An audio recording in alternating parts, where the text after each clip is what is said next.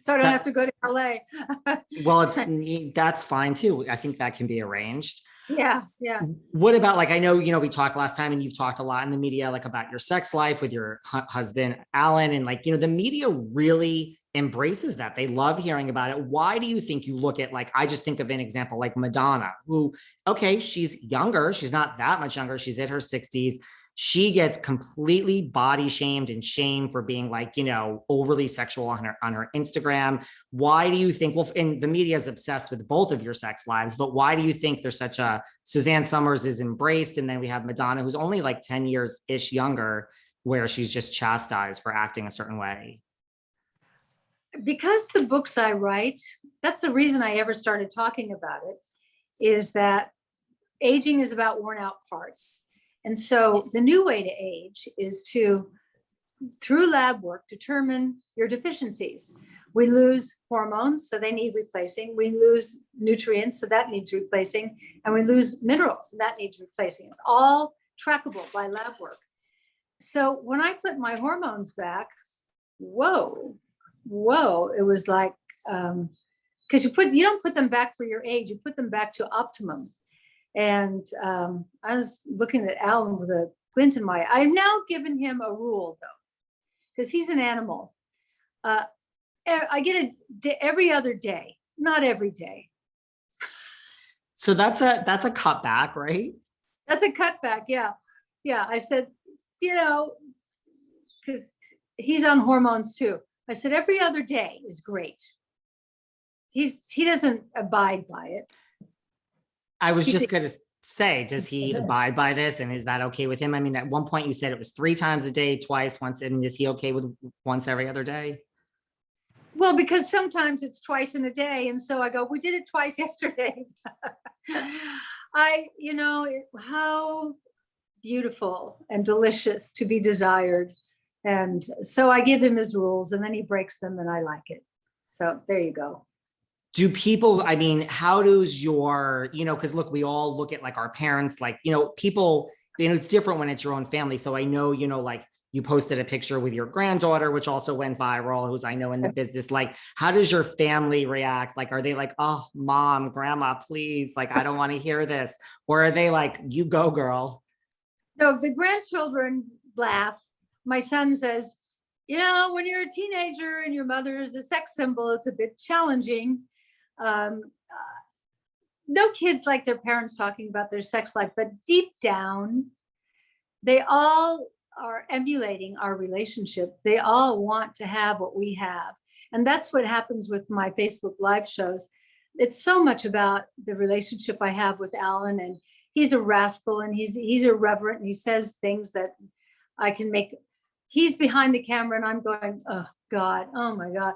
But it's entertaining, and they love that we love each other so much. And if sex is a part of that, great. Do you have friends, like, I mean, no pun intended with friends, but like, you think of, like, you mentioned Jennifer Aniston, like, you have a lot of single friends. I mean, yeah, like, how great to, like, really be in love. Like, when you say, I think you've said before, like, you and Alan spend every minute, like, you just can't get enough of each other. That is so hard. Now let's factor in Hollywood. Like, do you have, like, the Jennifer Anistons and just people coming to you of, like, fix us up? What's your secret? You must be giving out advice left and right. Well, the way I became friends with all of them is through hormones. My books were so popular, and I was at a restaurant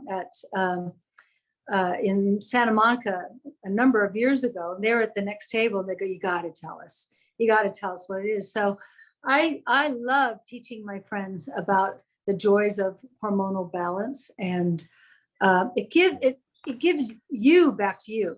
When a woman reaches an age where she's lost her sex hormones, estrogen, progesterone, testosterone, she can't feel sex.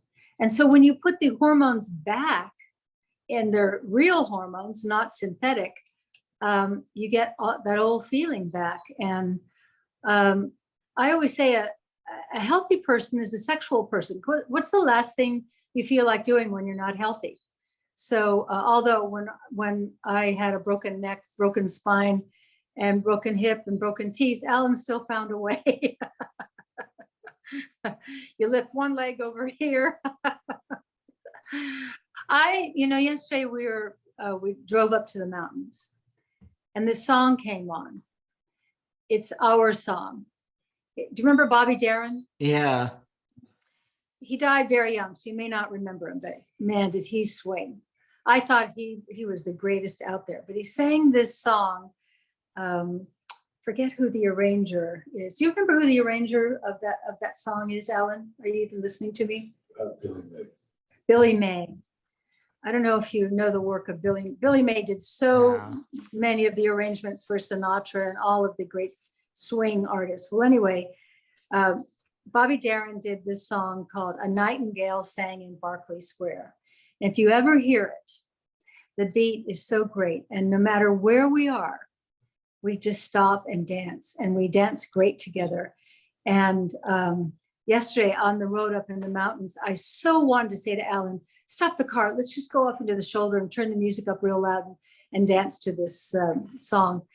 Music can do that to you, you know, and if you get a chance, look it up and listen to it. You'll see what I mean. Having sung with big bands a lot in my life, there are horn licks in that arrangement that just turn me on. I'll have to look it up.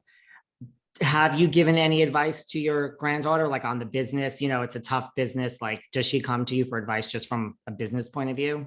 I mean, they learn from us by watching us. You learn best, like Al-Anon says, by wanting to have what the others have. They want what we have. They want to find this great love. They want to make money. They want to be in a successful, glamorous business. And so just our way of life, and that we never fight, says to them, this is a good thing. And I have one granddaughter who's running the Asian division of Lionsgate.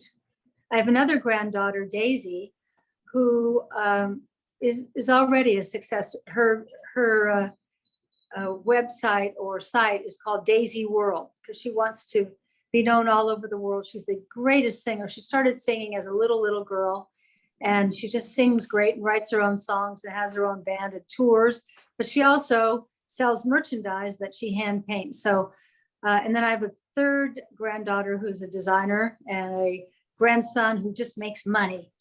He's speaks 6 languages, and he knows how to turn that into making money. So they all look the lifestyle we've lived and want it, and know that we came from nothing, both of us, and here we are today.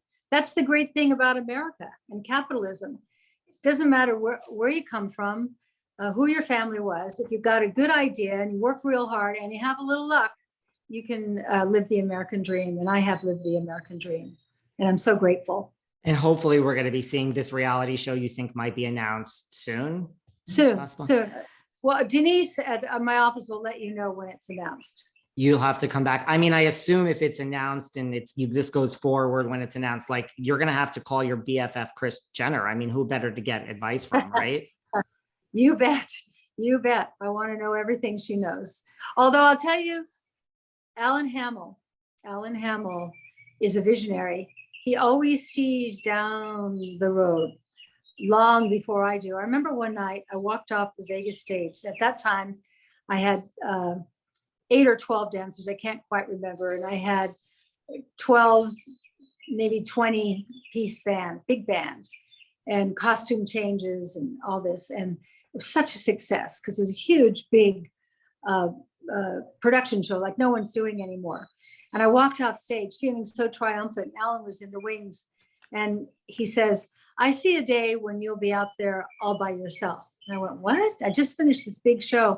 Well, you know, now the most recent residency I had in Vegas at the Westgate Hotel, which was the Hilton, was just me and my band, no dancers, no singers. And I got the greatest reviews of my entire career.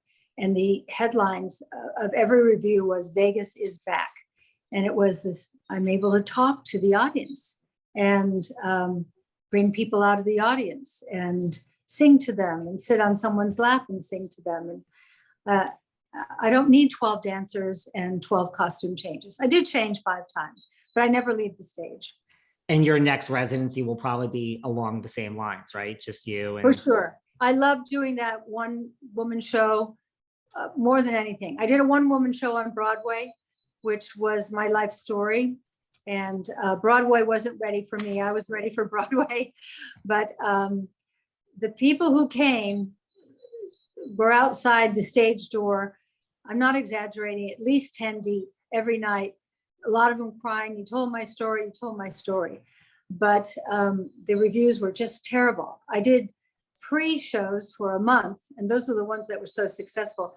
Interesting, you get a bad review on Broadway, the next night, hardly anyone was in the audience. Wow.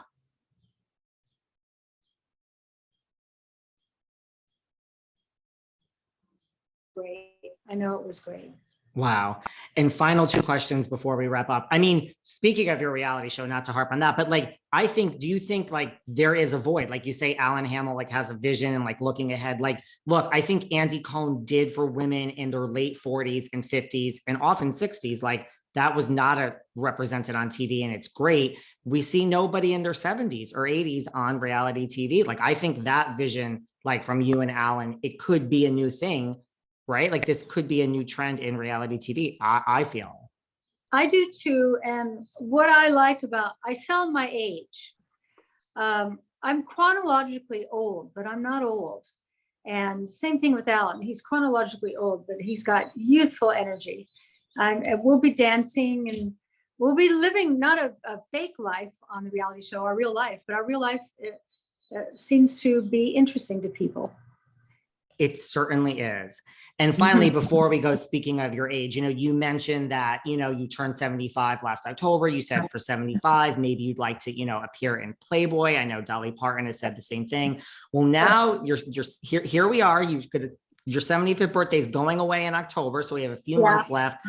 Anything have you heard from Playboy? Would Alan like to reach out to them and set this up? I mean, you did kind of crash the internet a few weeks ago when you took that, you know, topless picture. I think then you posted on your Instagram. So any updates on this Playboy? No updates. I haven't pursued it, but it's on the bucket list. How interesting that would be. I look good without my clothes on. That picture you posted, I mean, people were like, okay, let's get this. Listen, when you're done sending the Buttmaster to Kim K, you could just put on like maybe contact Playboy and, you know, there you go. Okay. And I'm going to have Denise get your address so I can send you a Buttmaster.